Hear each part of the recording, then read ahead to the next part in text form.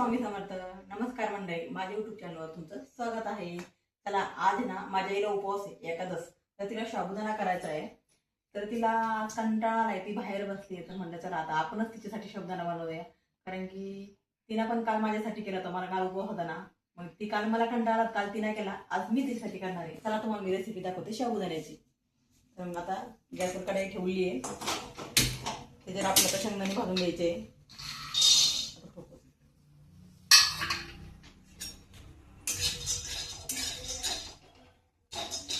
तर आता शेंगदाणे भाजूस तर मी इकडे आहे ना तोपर्यंत बटाटा आणि मिरची कट करून घेते. बटाटा पण ना मी एकदम पतले पतले कापते, कारण की आईला चावत नाही ना. हे बघा, अशा प्रकारे कापते एकदम बारीक.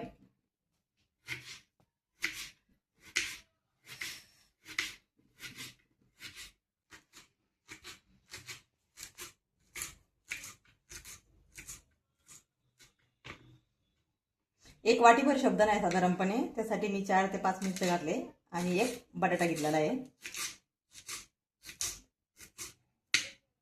चला आता शेंगदाणे भाजले, शेंगदाणे काढून घेऊया.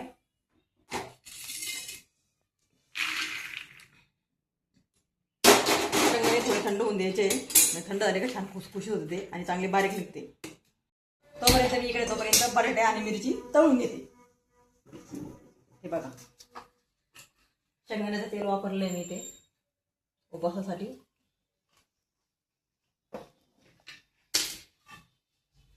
पहिली मिरची टाकायची, म्हणजे छान चरचर होते, तिखट होती शिकेली. मिरची चांगल्या तडकून द्यायच्या.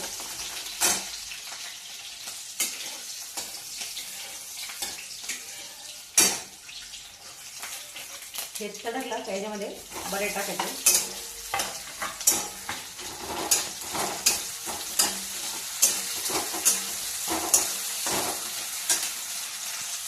आता त्यात मी थोडंसं बटाट्यामध्ये ना थोडंसं मीठ टाकायचं, म्हणजे बटाटे आहे ना लवकर शिजले जातात.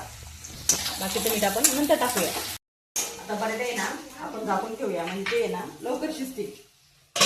तोपर्यंत इकडे आपण आपले शेंगदाणे थंड झालेले, आपण शेंगदाणे मिक्सरमध्ये काढूया.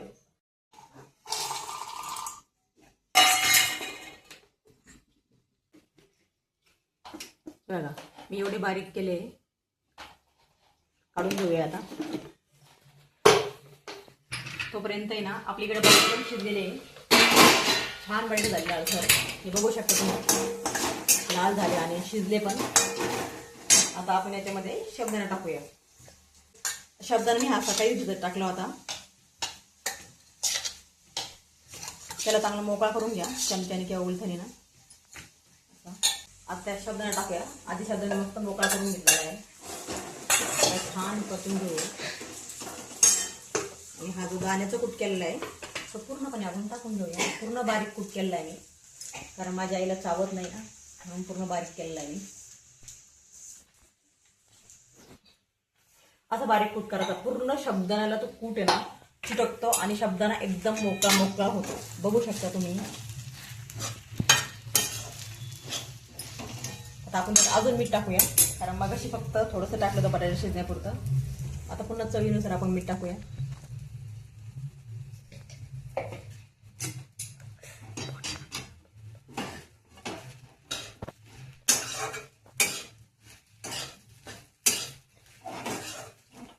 मी शेंगदाण्याची साल्ट वगैरे काहीच काढत नाही.